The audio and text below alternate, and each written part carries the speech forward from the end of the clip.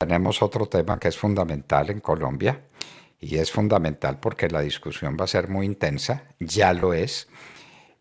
Se apoyará desde el Parlamento la propuesta del Centro Democrático y del presidente Uribe de reducir la jornada laboral de 48 horas a 40, perdón, de 48 horas a 40 en la semana.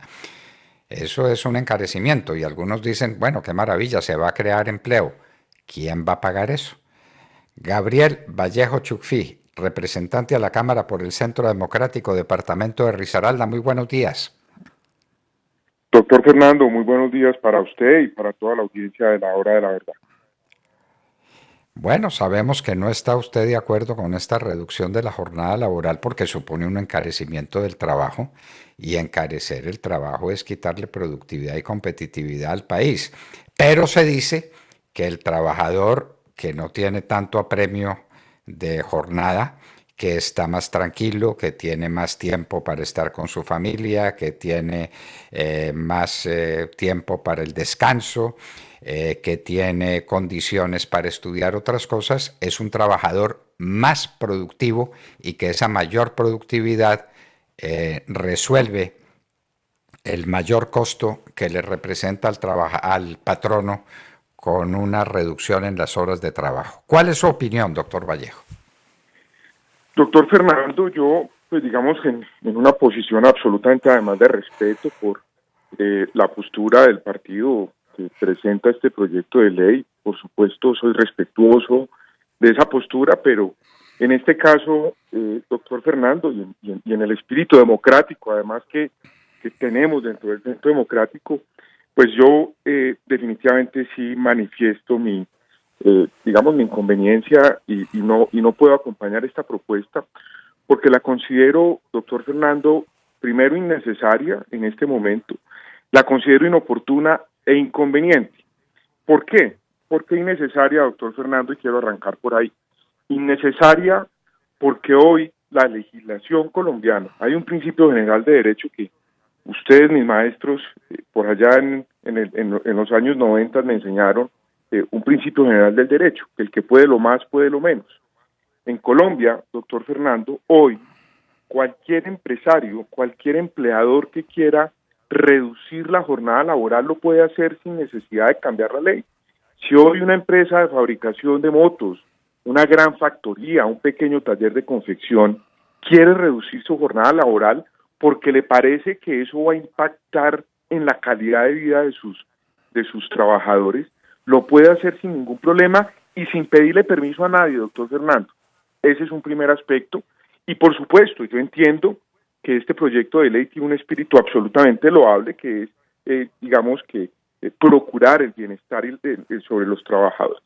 Segundo, inoportuno, porque nosotros estamos enfrentados, doctor Fernando, a la crisis económica más grave en la historia reciente de este país. Yo creo que en los últimos 100 años no habíamos visto una situación tan compleja y tan dramática en la destrucción del empleo, en la incertidumbre económica que tenemos. Y obviamente esta propuesta no, me parece que no es el momento de discutirla. Creo, entre otras cosas, que aquí lo que hemos venido presentando en el país, y lo digo también con mucho respeto, es que el gran problema de este país, que es la informalidad, yo no sé si este proyecto de ley resuelve el tema de la informalidad, que lo voy a decir más adelante. E inconveniente, porque por supuesto, doctor Fernando, aquí vamos a tener un efecto inmediato que es un aumento en el costo laboral. Esto es innegable. El que diga lo contrario, pues yo no sé cuál sea el argumento para decir que no hay un mayor costo laboral, sobre todo en la micro y pequeña y mediana empresa, que es mucho más inflexible en los turnos laborales. Entonces, en ese sentido, doctor Fernando, creo que este proyecto de ley, que vuelvo y repito, tiene un espíritu supremamente loable, entendible, que es mejorar la calidad de vida del trabajador al considerar que al reducir la jornada laboral, este trabajador va a compartir más tiempo con la familia, pero en mi opinión no resuelve lo que hoy más de 10 millones de colombianos, doctor Fernando, nos están pidiendo a gritos. 10 millones de colombianos que están en la informalidad nos están pidiendo una reforma laboral estructural, porque hoy se levantan a rebuscarse su alimento, pero están absolutamente desprotegidos y por fuera del sistema de seguridad social. Yo creo, doctor Fernando, que esta reforma no le está apuntando a los verdaderos problemas estructurales laborales en Colombia, que es, insisto, la falta de productividad. Eso es un problema estructural en Colombia. En Colombia somos muy poco productivos. Segundo, al tema de la informalidad, que es además un caldo de cultivo. Los colombianos que están en la informalidad son son carne de cañón para que el peor cáncer que ha tenido este país en los últimos 40 años los capture, que es el narcotráfico y que es esta economía ilegal. Entonces, doctor Fernando, eso pues me impidió a mí poder acompañar este proyecto, que entiendo, y por supuesto no crea que para mí es fácil apartarme. Yo soy un hombre disciplinado en el tema de partido, creo en el partido, me siento orgulloso de mi partido Centro Democrático, pero en este caso sí no puedo acompañar este proyecto de ley. Doctor Vallejo, tenemos la seguridad de que la propuesta del Centro Democrático viene acompañada de estudios muy serios que demostrarían lo que nos han dicho personas tan ilustradas como María del Rosario Guerra, por ejemplo, que la menor carga laboral en tiempo aumenta la productividad en el tiempo que efectivamente se trabaja.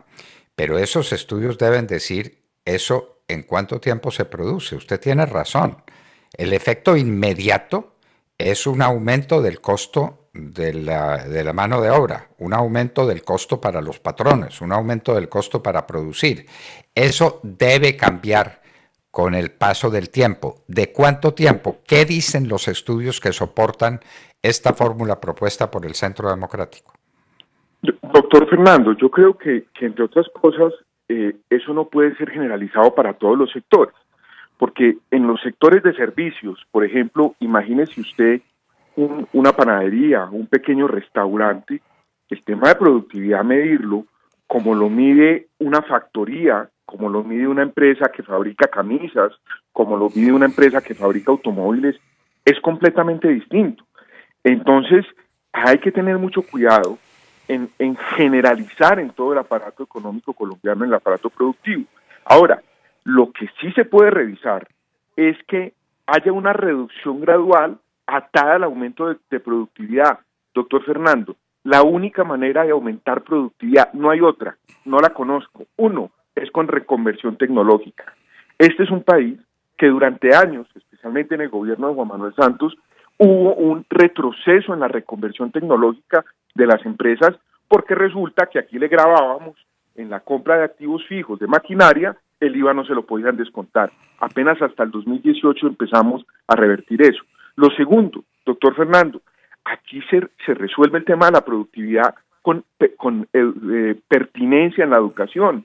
Entonces, aquí necesitamos, digamos, una educación enfocada a un modelo de productividad mucho más alto. Cuando nosotros tengamos esas condiciones, bueno, y tercero, doctor Fernando, con un régimen laboral flexible. Nuestro régimen laboral es del año 71, absolutamente anacrónico, pareciera que fuera de la primera o la segunda revolución industrial, no es un código laboral acorde a la cuarta revolución industrial que estamos viviendo.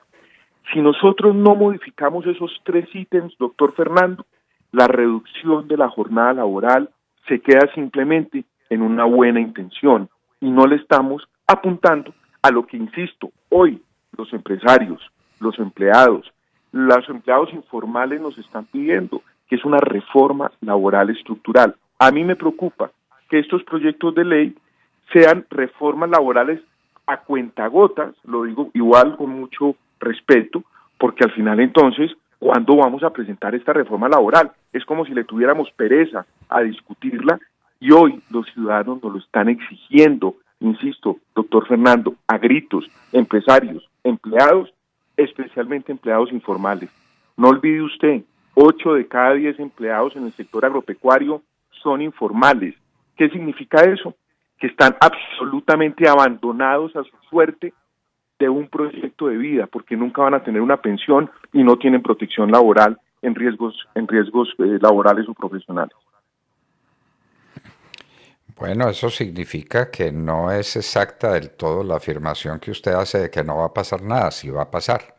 Y va a pasar que el encarecimiento de la mano de obra para muchos empresarios va a suponer menor producción o va a suponer menor cantidad de mano de obra, porque contratarla cuesta mucho.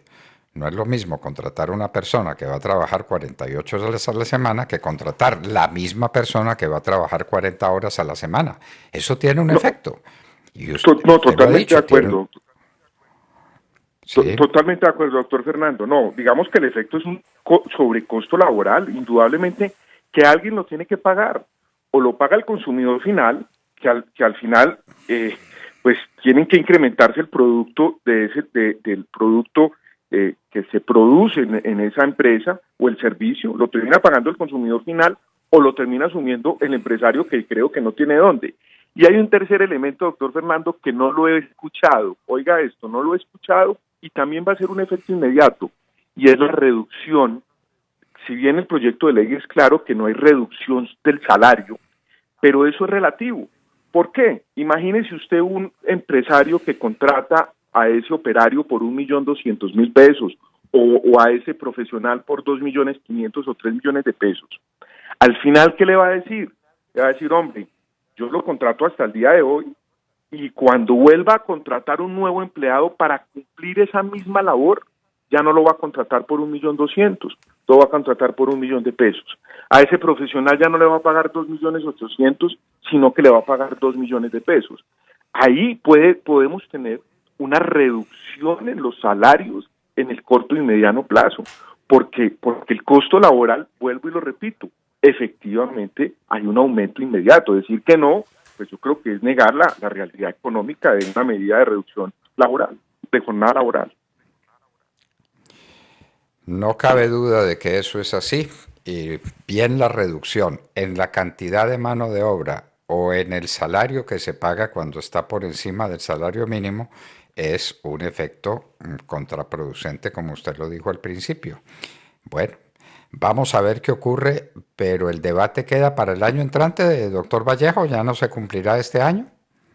Sí, no, sin duda alguna el debate queda para que ya en la Cámara de Representantes, en marzo, seguramente la Comisión Séptima de la Cámara lo discutirá, y posteriormente, si es aprobado allí, pasará a la plenaria. Y finalmente, doctor Fernando, aquí no podemos olvidar que nosotros este año vamos a tener una productividad negativa del 0,6%.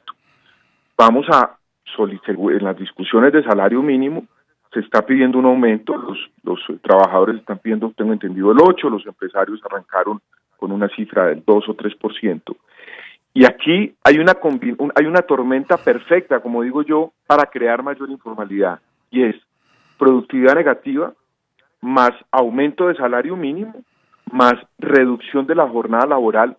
Eso se traduce en dos efectos, doctor Fernando. Uno, mayor informalidad, que es el principal problema económico, estructural económico de este país en el tema laborales. Y dos, mayor desempleo, que es una gran preocupación. Ojo con esto, el trabajador hoy en Colombia, doctor Fernando, está solicitando mayor ingreso, y el mayor ingreso, la única manera de conseguirlo es con mayor productividad. Eso es una realidad de apuño sobrediagnosticado en Colombia. Eso es parte de estas reflexiones que seguramente haremos el año entrante en la Cámara de Representantes. La noticia que tenemos nosotros en este momento es que lo que está pidiendo el sector sindical en la discusión sobre salario mínimo es un aumento del 14%. Esa es la noticia que nosotros tenemos, sea del 14 o sea del 8. Es una locura cuando la productividad es negativa y cuando los niveles de desempleo están en los puntos que conocemos. Bueno, señor representante Gabriel Vallejo Chufí, las cosas son para discutirlas y son para analizarlas. Eso es una democracia, y la democracia del pensamiento es la democracia por excelencia.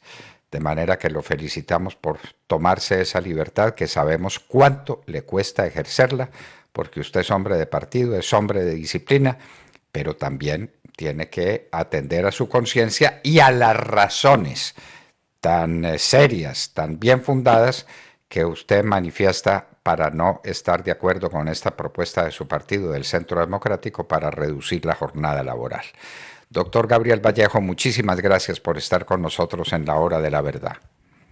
No, señor, doctor Fernando, mil gracias a usted. Feliz día para todos. Bueno, queridos amigos, oyeron las razones del doctor Vallejo, ¿no? El impacto inmediato. Como me parece a mí. Bueno, pero, y que nos expliquen por qué no, porque María del Rosario Guerra nos hizo una excelente exposición, pero ¿cuánto tiempo toma el hecho de que el trabajador más descansado, menos presionado, con mayor capacidad para estar, mayor cantidad de tiempo para estar en su familia, para asumir estudios nuevos y capacitaciones nuevas que le permitan ser más productivo? ¿Cuánto tiempo tarda todo eso en manifestarse en una mayor productividad que le permita al empleador hacer lo mismo con 40 horas que con 48? Eso toma un tiempo. Y mientras tanto, ¿qué? Si es que el efecto se produce finalmente, ¿no? Y habrá que verlo si se produce en todos los sectores de la economía. Muy bien, Gabriel Vallejo Chufí, representante a la Cámara por el Centro Democrático, departamento de Risaralda, estaba con nosotros en la hora de la verdad. El Banco Agrario apoya al campo colombiano para que nunca cierre sus puertas. 7 de la mañana, 2 minutos. En el Banco Agrario apoyamos al campo colombiano para que nunca cierre sus puertas, porque estamos comprometidos con la reactivación económica. Y a pesar de la pandemia, este año hemos entregado 1.8 billones de pesos a pequeños productores, 19% más que en 2019. Banco Agrario de Colombia, entidad bancaria, vigilado Superintendencia Financiera.